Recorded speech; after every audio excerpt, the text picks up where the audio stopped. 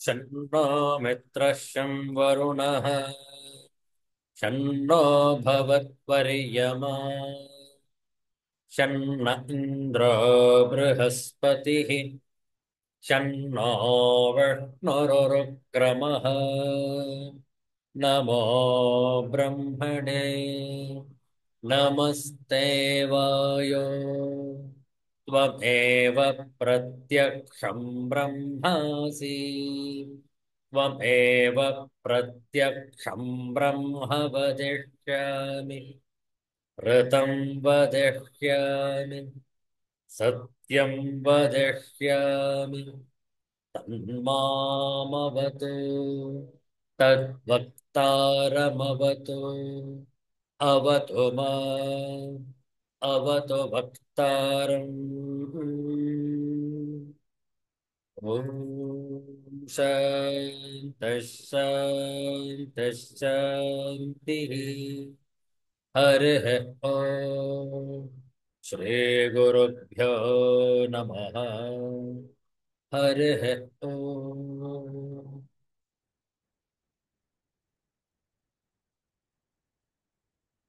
Universal prayer.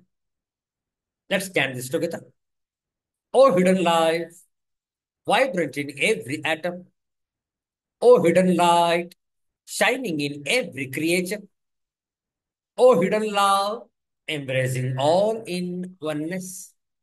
May each who feels himself as one with thee know he is also one with every other. Om Shanti, Shanti, Shanti. ಇಂದು ಮಾಘ ಬಹುಳ ನವಮಿ ಶನಿವಾರ ಮಂದವಾಸರ ಸ್ಥಿರವಾಸರ ಶನಿವಾಸರ ಶ್ರೇಷ್ಠವಾದಂತಹ ಈ ಶನಿವಾರದ ಈ ನವಮಿ ತಿಥಿಯಲ್ಲಿ ಮಾಘ ಬಹುಳ ನವಮಿ ತಿಥಿ February ತಿಂಗಳ 22ನೇ ತಾರೀಕು 2025ನೇ ಇಸವಿ ಇಂತಹ ಶ್ರೇಷ್ಠವಾದಂತಹ ನವಮಿ ತಿಥಿಯಂದು ನಾಮ ರಾಮಾಯಣಂ ಇದರ ಗಾಯನ ಶ್ರದ್ಧೆಯಿಂದ ಆಲಿಸುವಂತವರಾಗಿ ನಾಮ ರಾಮಾಯಣಂ ಬಾಲಕಾಂಡ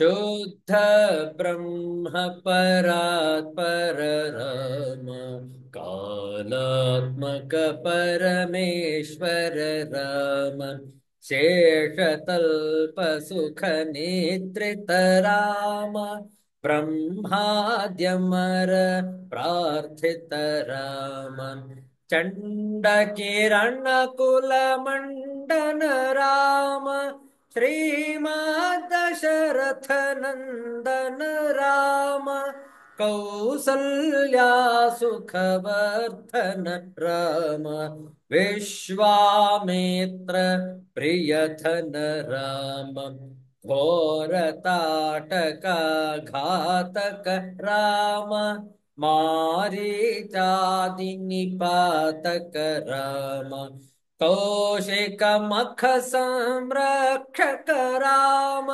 श्रीमदहल्योद्धारक राम गौतम मुनि संपूजित राम सुर मुनि वरगण संस्तुत राम नाविक धावित मृदुपद राम मिथिलापुर जन मोहक राम विदेह मानस रंजक राम त्रैंबक कार्मुक भंजक राम सीतार्पित वर मालिक राम कृतवैवाहिक कौतुक राम भार्गवदर्प विनाशक राम श्रीमदयोध्या पालक राम राम राम जय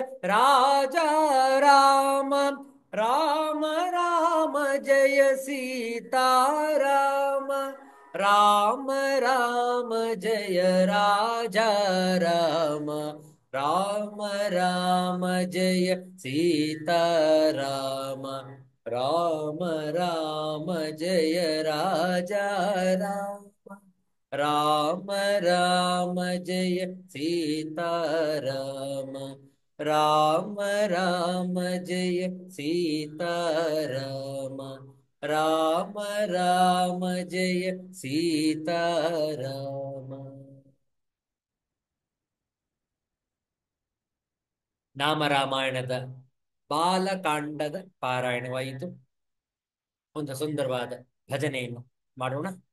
ನಾವು ಹೇಳಿಕೊಡ್ತೇವೆ, ತಾವು ಪುನರಾವರ್ತಿಸಬಹುದು. ಸಾಹಿತ್ಯವನ್ನು ಪರದೆಯ ಮೇಲೆ ಹಂಚಿಕೊಂಡಿದ್ದೇವೆ.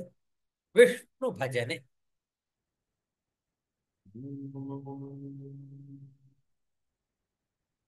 ರಾಮಾಯ ರಾಮಭದ್ರಾಯ ರಾಮಚಂದ್ರಾಯ ವೇಧಸೆ ರಘುನಾಥಾಯ ನಾಥಾಯ सीतायाः पतये नमः. वसुदेव सुतं देवं कंसचाणूरमर्दनं देवकी परमानन्दं कृष्णं वन्दे जगद्गुरुम्, कृष्णं वन्दे जगद्गुरुम्.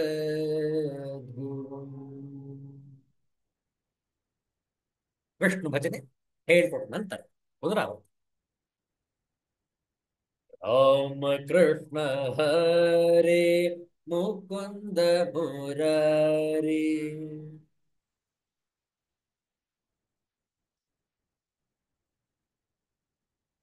ಪಾಂಡುರಂಗ ಪಾಂಡುರಂಗ ಪಾಂಡುರಂಗ ಹರಿ.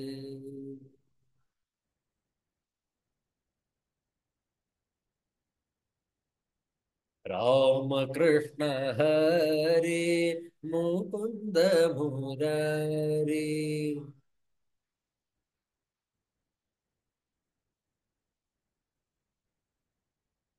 ಪಾಂಡುರಂಗ ಪಾಂಡುರಂಗ ಪಾಂಡುರಂಗ ಹರಿ.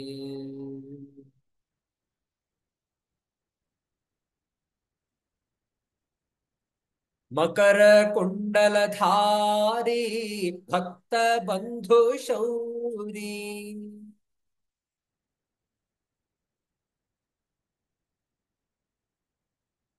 ಮುಕ್ತಿದಾತ ಶಕ್ತಿದಾತ ವಿಠ್ಠಲ ನರಹರಿ.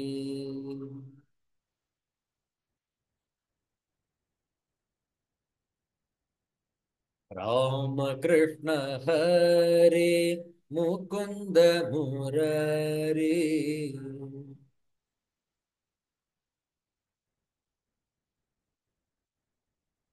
ಪಾಂಡುರಂಗ ಪಾಂಡುರಂಗ ಪಾಂಡುರಂಗ ಹರಿ.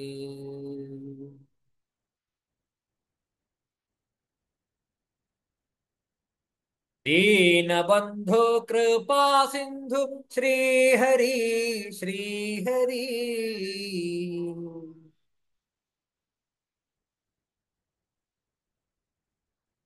पावनांग हे कृपांग वासुदेव हरि.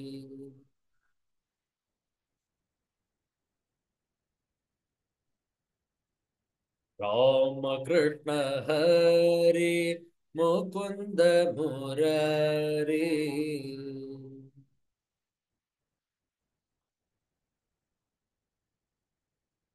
पांडुरंग पांडुरंग पांडुरंग हरि.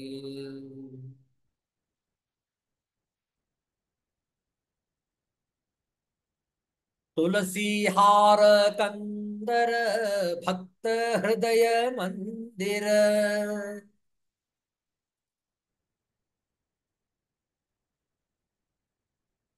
ಮಂದರಾದ್ರಿಧರ ಮುಕುಂದ ಇಂದಿರೇಶ ಶ್ರೀಹರಿ.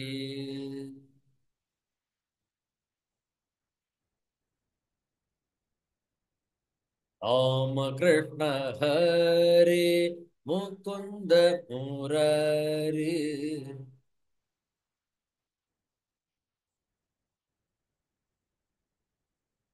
ಪಾಂಡುರಂಗ ಪಾಂಡುರಂಗ ಪಾಂಡುರಂಗ ಹರಿ.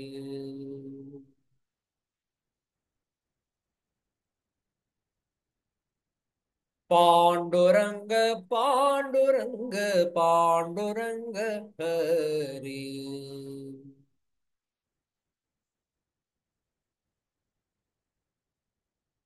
ಪಾಂಡುರಂಗ ಹರಿ. ಪಾಂಡುರಂಗ ಹರಿ.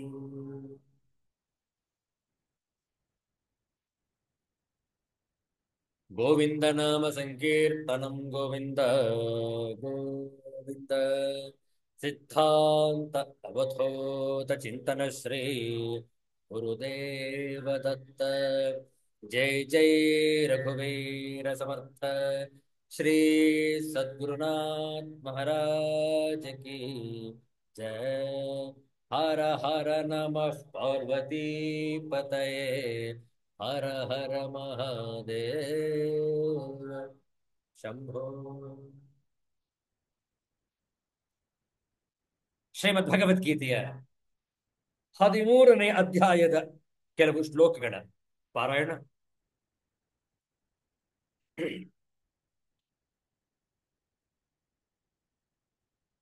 18ನೆಯ ಶ್ಲೋಕದಿಂದ ಪಾರಾಯಣ ಆರಂಭ. 22ನೆಯ ಶ್ಲೋಕದವರೆಗೆ 18ರಿಂದ 20 ಒಟ್ಟಿಗೆ ಪಾರಾಯಣ ಮಾಡುವ. ಓಂ ಶ್ರೀ ಪರಮಾತ್ಮನೇ ನಮಃ. ಅಥ ತ್ರಯೋದಶೋऽಧ್ಯಾಯಃ. ಕ್ಷೇತ್ರ ಕ್ಷೇತ್ರಜ್ಞ ವಿಭಾಗ ಯೋಗಃ. ಶ್ರೀ ಭಗವಾನುವಾಚ ಇತಿ ಕ್ಷೇತ್ರಂ ತಥಾ ಜ್ಞಾನಂ ಜ್ಞೇಯಂ ಚೋಕ್ತಂ ಸಮಾಸತಃ. ಮದ್ಭಕ್ತ ಏತದ್ವಿಜ್ಞಾಯ ಮದ್ಭಾವಾಯೋಪಪದ್ಯತೆ. ಪ್ರಕೃತಿಂ ಪುರುಷಂ ಚೈವ ವಿದ್ಯನಾದಿ ಉಭಾವಪಿ. ವಿಕಾರಾಂಶ್ಚ ಗುಣಾಂಶ್ಚೈವ ವಿದ್ಧಿ ಪ್ರಕೃತಿ ಸಂಭವಾನ್. ಕಾರ್ಯಕರಣಕರ್ತೃತ್ವೇ ಹೇತುಃ ಪ್ರಕೃತಿರುಚ್ಯತೆ. ಪುರುಷಃ ಸುಖ ದುಃಖಾನಾಂ ಭೋಕ್ತೃತ್ವೇ ಹೇತುರುಚ್ಯತೆ. ಪುರುಷಃ ಪ್ರಕೃತಿಸ್ಥೋ ಹಿ ಭುಂಕ್ತೆ ಪ್ರಕೃತಿಜಾನ್ ಗುಣಾನ್. ಕಾರಣಂ ಗುಣಸಂಗೋಸ್ಯ ಸದಸದ್ಯೋ ನಿಜನ್ಮಸು. ಉಪದ್ರಷ್ಟಾನುಮಂತಾ ಚ ಭಕ್ತಾ ಭೋಕ್ತಾ ಮಹೇಶ್ವರಃ. ಪರಮಾತ್ಮೇತಿ ಚಾಪ್ಯುಕ್ತಃ ದೇಹೇಸ್ಮಿನ್ ಪುರುಷಃ ಪರಃ. ಓಂ ಶಾಂತಿ ಶಾಂತಿ ಶಾಂತಿ. ಹರಿ ಓಂ. ಶ್ರೀ ಗುರುಭ್ಯೋ ನಮಃ. ಹರಿ ಓಂ. ಶ್ರೀ ಗುರುಭ್ಯೋ ನಮಃ. ಕ್ಷೇತ್ರ ಕ್ಷೇತ್ರಜ್ಞ ವಿಭಾಗ ಯೋಗದ ಅಧ್ಯಯನ ಮಾಡ್ತಾ ಇದ್ದೇವೆ. ಕಳೆದ ವಾರ ಒಂದು ವಿಚಾರದ ಉಪಸಂಹಾರವಾಗಿತ್ತು. ಆತ್ಮಜ್ಞಾನ, ಆತ್ಮಜ್ಞಾನಿಯ ಲಕ್ಷಣ, ಕ್ಷೇತ್ರ ಕ್ಷೇತ್ರಜ್ಞ, ಪ್ರಕೃತಿ ಪುರುಷ ಇತ್ಯಾದಿ ಪದಗಳೊಂದಿಗೆ ನಾವು ಆತ್ಮಜ್ಞಾನಿಯ ವಿಚಾರ ವಿಮರ್ಶೆಯನ್ನು ಮಾಡಿದ್ದೇವೆ. ಈಗ ಇಂತಹ ಒಂದು ಆತ್ಮಜ್ಞಾನದ ಪ್ರಾಪ್ತಿ ಪ್ರತಿಯೊಬ್ಬರಿಗೂ ಕೂಡ ಆದರೆ ಆಗುವುದಾದರೆ ಇದರ ಪರಿಣಾಮ ಏನು, ಇದರ ಪರಿಣಾಮ ಹೇಗೆ ಅನ್ನುವುದರ ಬಗ್ಗೆ ಈಗ 23ನೆಯ ಶ್ಲೋಕದಲ್ಲಿ ಇದೆ. ಆ ವಿಚಾರವನ್ನು ಚರ್ಚಿಸುವ ಮುನ್ನ 23ನೆಯ ಶ್ಲೋಕದ ಪಾರಾಯಣ 2 ಒಮ್ಮೆ ನಾವು ಹೇಳಿಕೊಡ್ತೇವೆ, ಆ ನಂತರ ಒಟ್ಟಿಗೆ ಪಾರಾಯಣ ಮಾಡುವ. ಆ ಶ್ಲೋಕವನ್ನು ಪರದೆಯ ಮೇಲೆ ಹಂಚಿಕೊಳ್ತೇವೆ.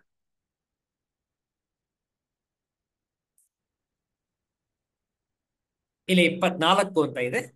23ನೆಯ ಶ್ಲೋಕ ಒಮ್ಮೆ ಹೇಳಿಕೊಡ್ತೇವೆ, 2ನೇ ಬಾರಿ ಹೇಳುವಾಗ ಒಟ್ಟಿಗೆ ಹೇಳು. ಪುನರಾವರ್ತನೆ ಮಾಡಿ. ಶ್ರೀ ಭಗವಾನುವಾಚ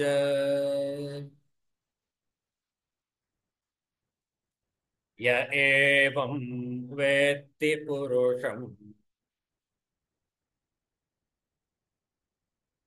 ಪ್ರಕೃತಿಂ ಚ ಗುಣೈಃ ಸಹ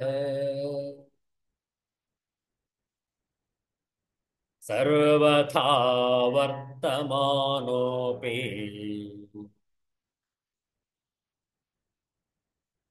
ನ ಸ ಭೂಯೋಭಿಜಾಯತೆ.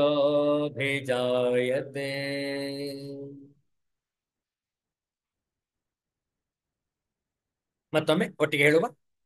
ಯ ಏವಂ ವೇತ್ತಿ ಪುರುಷಂ ಪ್ರಕೃತಿಂ ಚ ಗುಣೈಃ ಸಹ ಸರ್ವಥಾ ವರ್ತಮಾನೋಪಿ ನ ಸ ಭೂಯೋಭಿಜಾಯತೆ. ಪದಚ್ಛೇದವನ್ನು ನೋಡಿಕೊಳ್ಳಿ. ಯಹ ಏವಂ ವೇತ್ತಿ ಪುರುಷಂ ಪ್ರಕೃತಿಂ ಚ ಗುಣೈಃ ಸಹ ಸರ್ವಥಾ ವರ್ತಮಾನಃ ಅಪಿ ನ ಸಹ ಭೂಯಃ ಅಭಿಜಾಯತೆ. ಅನ್ವಯಾರ್ಥ ನೋಡಿಕೊಳ್ಳಿ. ಏವಂ ಪುರುಷಂ ಚ ಗುಣೈಃ ಸಹ ಪ್ರಕೃತಿಂ ಯಹ ವೇತ್ತಿ ಸಹ ಸರ್ವಥಾ ವರ್ತಮಾನಃ ಅಪಿ ಭೂಯಃ ನ ಅಭಿಜಾಯತೆ. ಆತ್ಮಜ್ಞಾನವನ್ನು ದೊರಕಿಸಿಕೊಂಡಂತಹ ಫಲ ಇಲ್ಲಿ ವಿವರಿಸಲಾಗಿದೆ. ಗುಣಗಳ ಸಹಿತ ಪ್ರಕೃತಿ ಮತ್ತು ಪುರುಷನನ್ನು ತತ್ವತಃ ತಿಳಿದಿರುವ ಫಲ. ಏವಂ ಪುರುಷ, ಈ ಪ್ರಕಾರವಾಗಿ ಪುರುಷನನ್ನು ಚ ಮತ್ತು ಗುಣೈಃ ಸಹ ಗುಣಗಳ ಸಹಿತವಾಗಿ ಪ್ರಕೃತಿ ಪ್ರಕೃತಿಯನ್ನು ಯಹ ವೇತ್ತಿ ಯಾವ ಮನುಷ್ಯನು ತತ್ವದಿಂದ ತಿಳಿಯುತ್ತಾನೋ. ತತ್ವದಿಂದ ತಿಳಿಯುವುದು ಅಂದ್ರೆ ಅರ್ಥವೇನು? ಕಂಡು ಬರುವ ಸಮಸ್ತ ದೃಶ್ಯ ಜಗತ್ತೆಲ್ಲ ಮಾಯೆಯ ಕಾರ್ಯವಾದುದರಿಂದ ಕ್ಷಣಭಂಗುರ ನಾಶವಾಗುವಂತಹದು, ಜಡ ಮತ್ತು ಅನಿತ್ಯವಾದುದು. ಹಾಗೂ ಜೀವಾತ್ಮನು ಶಾಶ್ವತ, ಚೇತನ, ನಿರ್ವಿಕಾರಿ ಮತ್ತು ಅವಿನಾಶಿ ಹಾಗೂ ಶುದ್ಧ ಜ್ಞಾನ ಸ್ವರೂಪಿ ಸಚ್ಚಿದಾನಂದ ಘನ ಪರಮಾತ್ಮನ ಸನಾತನ ಅಂಶವೇ ಆಗಿದ್ದಾನೆ. ಈ ರೀತಿ ತಿಳಿದುಕೊಂಡು ಸಮಸ್ತ ಮಾಯಾ ವಸ್ತುಗಳ ಆಸಕ್ತಿಯನ್ನು ಸಂಪೂರ್ಣವಾಗಿ ತ್ಯಜಿಸಿ ಪರಮ ಪುರುಷ ಪರಮಾತ್ಮನಲ್ಲಿಯೇ ಏಕೀಭಾವದಿಂದ ಶಾಶ್ವತವಾಗಿ ಸ್ಥಿರವಾಗಿರುವುದೇ ಅವನನ್ನು ಯಥಾರ್ಥವಾಗಿ ತಿಳಿಯುವುದು. ಯಹ ವೇತ್ತಿ, ಯಾವ ಮನುಷ್ಯನು ಈ ರೀತಿಯಲ್ಲಿ ತತ್ವದಿಂದ ತಿಳಿಯುತ್ತಾನೋ ಸಹ ಅವನು ಸರ್ವಥಾ ವರ್ತಮಾನ ಅಪಿ, ಎಲ್ಲ ಪ್ರಕಾರಗಳಿಂದ ಕರ್ತವ್ಯ ಕರ್ಮಗಳನ್ನು ಮಾಡುತ್ತಿದ್ದರೂ ಕೂಡ ಭೂಯ ನ ಅಭಿಜಾಯತೆ, ಅವನು ಮತ್ತೆ ಈ ಮೃತ್ಯುಲೋಕದಲ್ಲಿ ಜನಿಸುವುದಿಲ್ಲ, ಹುಟ್ಟುವುದಿಲ್ಲ. ತಾತ್ಪರ್ಯ ನೋಡಿ. ಹೀಗೆ ಪುರುಷನನ್ನು ಮತ್ತು ಗುಣಗಳ ಸಹಿತ ಪ್ರಕೃತಿಯನ್ನು ತತ್ವಶಃ ತಿಳಿಯುವ ಮನುಷ್ಯನು ಎಲ್ಲ ರೀತಿಯಿಂದ ಕರ್ತವ್ಯ ಕರ್ಮಗಳನ್ನು ಮಾಡುತ್ತಾ ಇದ್ದರೂ ಪುನಃ ಹುಟ್ಟುವುದಿಲ್ಲ. ಎಂತಹ ದಿವ್ಯವಾದಂತಹ ಫಲ ನೋಡಿ. ಶಾಂಕರ ಭಾಷ್ಯವನ್ನು ನೋಡುವ ಮುನ್ನ ಪರದೆ ಮೇಲಿರುವಂತಹ ಹಿಂದಿ ಹಾಗೂ ಆಂಗ್ಲ ಭಾಷೆ ಅನುವಾದವನ್ನು ಕೂಡ ಓದೋಣ. ಯ ಏವಂ ವೇತ್ತಿ ಪುರುಷಂ ಪ್ರಕೃತಿಂಚ ಗುಣೈಃ ಸಹ ಸರ್ವಥಾ ವರ್ತಮಾನಃ ಅಪಿ न स भूयः अभिजायते। जो व्यक्ति प्रकृति, जीव तथा प्रकृति के गुणों की अंतःक्रिया से संबंधित इस विचारधारा को समझ लेता है, उसे मुक्ति की प्राप्ति सुनिश्चित है। उसकी वर्तमान स्थिति चाहे जैसे भी हो, यहां पर उसका पुनर्जन्म नहीं होगा। One who understands this philosophy concerning material nature, the living entity, and the interaction of the modes of nature is sure to attain liberation. He will not take birth here again, regardless of his present position. ಇಂತಹ ಫಲ ನೋಡಿ, ಅವನಿಗೆ ಮತ್ತೆ ಜನ್ಮ ಇರುವುದಿಲ್ಲ. 24ನೇ ಶ್ಲೋಕವನ್ನು ವಿಚಾರ ಮಾಡುವ ಮುನ್ನ ಈ 23ನೇ ಶ್ಲೋಕದ ಶಾಂಕರ ಭಾಷ್ಯವನ್ನು ವಿಚಾರ ಮಾಡೋಣ.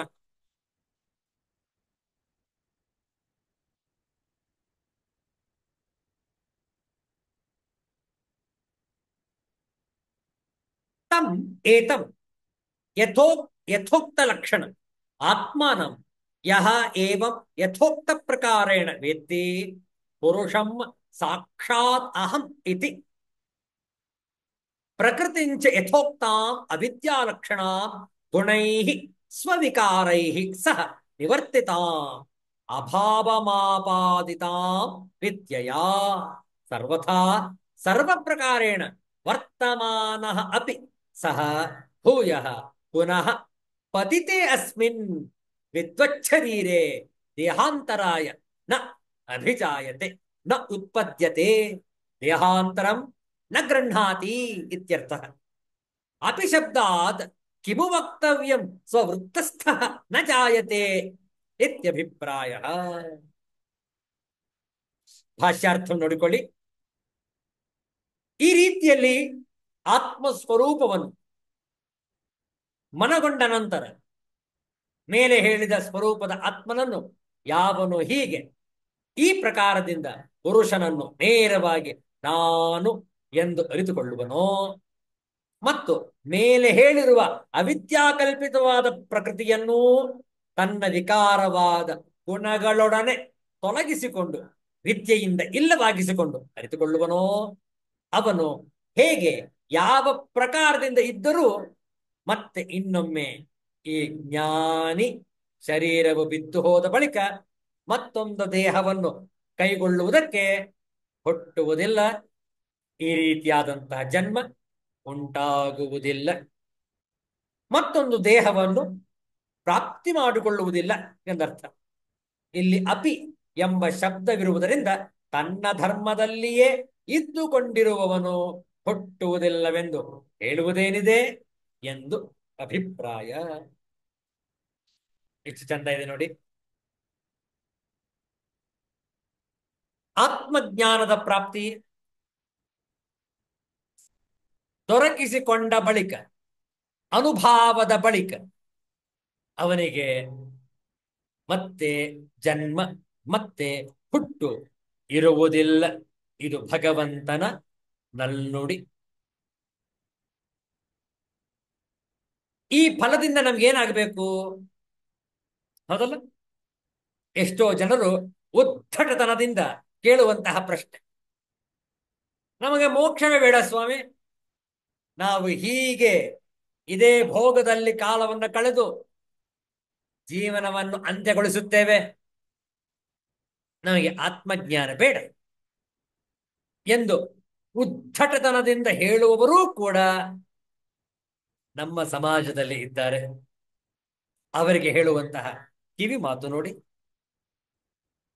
ನಾವು ಆತ್ಮಜ್ಞಾನವನ್ನು ಪಡೆದುಕೊಂಡರೆ ಮತ್ತೆ ಜನ್ಮಿಸುವುದಿಲ್ಲ ಅಂದ್ರೆ ಏನರ್ಥ? ಮತ್ತೆ ದ್ವಂದ್ವಗಳಿಗೆ ಸಿಲುಕಿಕೊಳ್ಳುವುದಿಲ್ಲ. ಮತ್ತೆ ಮತ್ತೆ ನಾವು ಮಾಯಾಪಾಶಕ್ಕೆ ಸಿಲುಕಿಕೊಳ್ಳುವುದಿಲ್ಲ. ನೋಡಿ, ಮಾಯಾಪಾಶದಿಂದಲೇ ಅವರು ಆ ಉದ್ಧಟನದ ಮಾತನ್ನು ಹೇಳುವುದು. ಯಾವಾಗ ಮಾಯೆ ಕಳಚಿ ಬೀಳುವುದು, ತಕ್ಷಣವವರು ಜಾಗೃತರಾಗುವರು, ತಮ್ಮ ತಪ್ಪನ್ನು ಅರಿತುಕೊಳ್ಳುವರು. ಹೌದಲ್ಲ? ನಾವು ಯಾಕೆ ಈ ಒಂದು ಭೋಗದ ಲಾಲಸೆಯಲ್ಲೇ ಕಾಲವನ್ನು ಕಳೀತೇವೆ?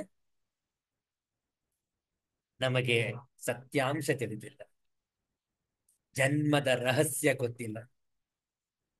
ಆದ್ರಿಂದ ನಮಗೆ ಇದೇ ಭೋಗವೇ ಸಾಕು. ಎಷ್ಟೇ ಜನ್ಮಗಳು ಬರಲಿ, ಮತ್ತೆ ಮತ್ತೆ ನಾನು ಭೋಗಿಸುವೆನು, ಇಂದ್ರಿಯದ ಸುಖದಲ್ಲೇ ಕಾಲ ಕಳೆಯುವೆನು ಅಂತಲೇ ಜೀವಿಸುವಿರೇ ವಿನಃ ನಾನು ಯೋಗ ಮಾರ್ಗವನ್ನು ಅವಲಂಬಿಸಬೇಕು. ಭೋಗದ ರೋಗದ ಜೀವನ ಬೇಡ ಎಂದು ಹೇಳುವವರು ಅತ್ಯಂತ ವಿರಳ ಜನ. ಕೆಲವರಿಗೆ ಮನವರಿಕೆ ಆಗುವುದು, ಆದರೆ ಆಗಲೇ ಮುಪ್ಪು ಆವರಿಸಿರುವುದು, ವೃದ್ಧಾಪ್ಯದ ಜೀವನ. ಆಗ ವೈರಾಗ್ಯ ಎಷ್ಟೇ ಉತ್ಕೃಷ್ಟವಾಗಿದ್ದರೂ ಕೂಡ ಪ್ರಯೋಜನವಿಲ್ಲ. ಕಾರಣ, ಆ ಸಂದರ್ಭದಲ್ಲಿ ಸಾಧನೆಯನ್ನು ಮಾಡಲಾಗುವುದಿಲ್ಲ. ಯಾಕೆ? ಶರೀರ ರೋಗಮಯ, ಶರೀರ ಸಾಧನೆಗೆ ಸ್ಪಂದಿಸುವುದಿಲ್ಲವಾದ್ದರಿಂದ ಆಗ ವೈರಾಗ್ಯವಿದ್ದರೂ ಕೂಡ ಯಾವ ಪ್ರಯೋಜನವೂ ಇಲ್ಲ. ಆದ್ದರಿಂದ ದೈವಾನುಗ್ರಹದಿಂದ, ಗುರುಗಳ ಅನುಗ್ರಹದಿಂದ ಈ ಆತ್ಮಜ್ಞಾನವನ್ನು ಪ್ರಾಪ್ತಿ ಮಾಡಿಕೊಂಡು ಮತ್ತೆ ಜನಿಸಬೇಕಾದಂತಹ ಪ್ರಮೇಯವನ್ನು ಇಟ್ಟುಕೊಳ್ಳದಿರುವುದೇ ಉತ್ತಮ. ಇಂಗ್ಲಿಷ್ನಲ್ಲಿ ಒಂದು ಮಾತಿದೆ, prevention is better than cure. ರೋಗ ಬಂದು ಅದರ ಒಂದು ನಿವಾರಣೆಗಾಗಿ ಚಿಕಿತ್ಸೆ ಶುಶ್ರೂಷೆ ಪಡೆಯುವ ಬದಲು ರೋಗವೇ ಬಾರದಿರುವ ಹಾಗೆ ನೋಡಿಕೊಳ್ಳುವುದು ಜಾಣತನ. ಹೌದಲ್ಲ? ಆಗಲೇ 6ನೇ ಅಧ್ಯಾಯದಲ್ಲಿ ನೋಡಿದ್ದೇವೆ ನಾವು. ಸರಿಯಾದ ರೀತಿಯಲ್ಲಿ ಆಹಾರದ ಸೇವನೆ, ಸರಿಯಾದ ರೀತಿಯಲ್ಲಿ ನಿದ್ರೆಯ ಅವಧಿ, ಸರಿಯಾದಂತಹ ಆಹಾರ, ಸರಿಯಾದಂತಹ ವಿಹಾರ, ಸರಿಯಾದಂತಹ ವಿಚಾರ, ಸರಿಯಾದಂತಹ ಆಚಾರ, ಇಷ್ಟನ್ನು ಇಟ್ಟುಕೊಂಡ್ರೆ ನಾವು ಸಾಧನೆ ಅತ್ಯಂತ ಸಮರ್ಪಕವಾಗಿ ಸಾಗುವುದು. ಇಲ್ಲದಿದ್ದರೆ ಜೀವನ ವ್ಯರ್ಥವಾಗಿ ಕಳೆದು ಹೋಗುವುದು, ಕಾಲ ಯಾರಿಗೂ ಕೂಡ ನಿಲ್ಲುವುದಿಲ್ಲ. ಆದ್ದರಿಂದ ಆತ್ಮಜ್ಞಾನದ ಫಲಪ್ರಾಪ್ತಿಯನ್ನು ಈ ಶ್ಲೋಕದಲ್ಲಿ ವಿವರಿಸಲಾಗಿತ್ತು. ಮುಂದಿನ ಶ್ಲೋಕ ನೋಡುವ. ಶ್ಲೋಕವನ್ನು ಪರದೆಯ ಮೇಲೆ ಹಂಚಿಕೊಳ್ತಾರೆ.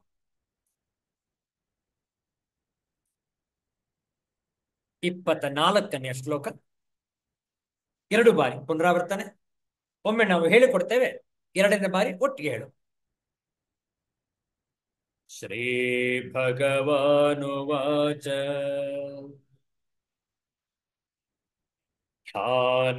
ಧ್ಯಾನೇನಾತ್ಮನಿ ಪಶ್ಯಂತಿ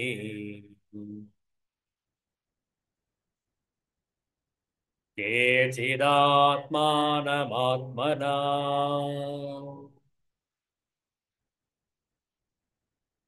ಅನ್ಯೇ ಸಾಂಖ್ಯೇನ ಯೋಗೇನ ಕರ್ಮಯೋಗೇನ ಚಾಪರೇ. ಈಗ ಒಟ್ಟಿಗೆ ಹೇಳುವ. ಧ್ಯಾನೇನಾತ್ಮನಿ ಪಶ್ಯಂತಿ ಕೇಚಿದಾತ್ಮಾನಮಾತ್ಮನಾ ಅನ್ಯೇ ಸಾಂಖ್ಯೇನ ಯೋಗೇನ ಕರ್ಮಯೋಗೇನ ಚಾಪರೇ. ಧ್ಯಾನ ಯೋಗ, ಜ್ಞಾನ ಯೋಗ ಮತ್ತು ಕರ್ಮಯೋಗ ಇವುಗಳಿಂದ ಭಗವತ್ ಪ್ರಾಪ್ತಿಯಾಗುತ್ತದೆ ಎಂದು ಈ ಶ್ಲೋಕ ವಿವರಿಸಿದೆ. ನೋಡಿ ಪದಚ್ಛೇದ. ಧ್ಯಾನೇನ ಆತ್ಮನಿ ಪಶ್ಯಂತಿ ಕೇಚಿತ್ ಆತ್ಮಾನಂ ಆತ್ಮನಾ ಅನ್ಯೇ ಸಾಂಖ್ಯೇನ ಯೋಗೇನ ಕರ್ಮಯೋಗೇನ ಚ ಅಪರೇ. ಅನ್ವಯಾರ್ಥ. ಎಲೈ ಅರ್ಜುನ, ಆ ಪರಮ ಪುರುಷ ಆತ್ಮಾನಂ ಕೇಚಿತ್ ಆತ್ಮನ ಧ್ಯಾನೇನ ಆತ್ಮನಿ ಪಶ್ಯಂತಿ. ಪರಮಾತ್ಮನನ್ನು ಎಷ್ಟೋ ಮನುಷ್ಯರು ಶುದ್ಧವಾದ ಸೂಕ್ಷ್ಮ ಬುದ್ಧಿಯಿಂದ ಧ್ಯಾನೇನ ಆತ್ಮನಿ ಪಶ್ಯಂತಿ, ಧ್ಯಾನದ ಮೂಲಕ ಹೃದಯದಲ್ಲಿ ನೋಡುತ್ತಾರೆ. ಅನ್ಯೇ, ಇನ್ನು ಬೇರೆ ಕೆಲವರು ಸಾಂಖ್ಯೇನ ಯೋಗೇನ, ಜ್ಞಾನ ಯೋಗದ ಮೂಲಕ ಚ ಮತ್ತು ಅಪರೇ ಕರ್ಮಯೋಗೇ, ಇನ್ನೂ ಕೆಲವರು ಕರ್ಮಯೋಗದ ಮೂಲಕ ಪಶ್ಯಂತಿ ನೋಡುತ್ತಾರೆ, ಅಂದರೆ ಆ ಪರಮ ಪುರುಷನನ್ನು ಪಡೆಯುತ್ತಾರೆ. ಕ್ಷಮ್ಯ. ತಾತ್ಪರ್ಯ ನೋಡಿಕೊಳ್ಳಿ. ಆ ಪರಮಾತ್ಮನನ್ನು ಎಷ್ಟೋ ಜನರು ಶುದ್ಧವಾದ ಸೂಕ್ಷ್ಮ ಬುದ್ಧಿಯಿಂದ ಧ್ಯಾನದ ಮೂಲಕ ಹೃದಯದಲ್ಲಿ ನೋಡುತ್ತಾರೆ. ಇತರ ಎಷ್ಟೋ ಜನರು ಜ್ಞಾನಯೋಗದ ಮೂಲಕ ಹಾಗೂ ಇನ್ನೂ ಕೆಲವರು ಕರ್ಮಯೋಗದ ಮೂಲಕ ನೋಡುತ್ತಾರೆ, ಅಂದರೆ ಪಡೆದುಕೊಳ್ಳುತ್ತಾರೆ. ಈ 24ನೇ ಶ್ಲೋಕದ ಹಿಂದಿ ಹಾಗೂ ಆಂಗ್ಲ ಭಾಷೆ ಅನುವಾದವನ್ನು ನೋಡಿ ಇಂದಿನ ಸತ್ಸಂಗವನ್ನು ಸಂಪನ್ನಗೊಳಿಸೋಣ. ಇದರ ಶಾಂಕರ ಭಾಷ್ಯವನ್ನು ನಾಳೆ ದಿವಸ ಮುಂದುವರಿಸೋಣ. ಧ್ಯಾನೇನ ಆತ್ಮನೆ ಪಶ್ಯಂತಿ ಕೇಚಿತ್ ಆತ್ಮಾನಮಾತ್ಮನ ಅನ್ಯೇ ಸಾಂಖ್ಯೇನ योगेन कर्मयोगेन च अपरे. कुछ लोग परमात्मा को ध्यान के द्वारा अपने भीतर देखते हैं, तो दूसरे लोग ज्ञान के अनुशीलन द्वारा, और कुछ ऐसे हैं जो निष्काम कर्मयोग द्वारा देखते हैं. That super soul is perceived by some through meditation, by some through the cultivation of knowledge, and by others through working without fruitive desire. ಈ ಶ್ಲೋಕದ ಸಂಪೂರ್ಣ ಅರ್ಥವನ್ನು ಆಚಾರ್ಯ ಶಂಕರರ ಭಾಷ್ಯದ ಮೂಲಕ ನೋಡೋಣ ನಾಳೆ ಸಂಜೆ 7 ಗಂಟೆಗೆ. ಸರಿ. ಶಾಂತಿ ಮಂತ್ರ. ಓಂ ಸರ್ವೇಷಾಂ ಸ್ವಸ್ತಿ ಭವತು, ಸರ್ವೇಷಾಂ ಶಾಂತಿರ್ಭವತು, ಸರ್ವೇಷಾಂ ಪೂರ್ಣಂ ಭವತು, ಸರ್ವೇಷಾಂ ಮಂಗಳಂ ಭವತು. ಓಂ ಶಾಂತಿ ಶಾಂತಿ ಶಾಂತಿ. ಹರಿ ಓಂ. ಶ್ರೀ ಗುರುಭ್ಯೋ ನಮಃ. ಹರಿ ಓಂ. ಮತ್ತೆ ಭೇಟಿಯಾಗೋಣ. ಎಲ್ಲರಿಗೂ ಒಳಿತಾಗಲಿ, ಎಲ್ಲರಿಗೂ ಶುಭವಾಗಲಿ. ಜೈ ಶ್ರೀ ಗುರುದೇವದತ್ತ.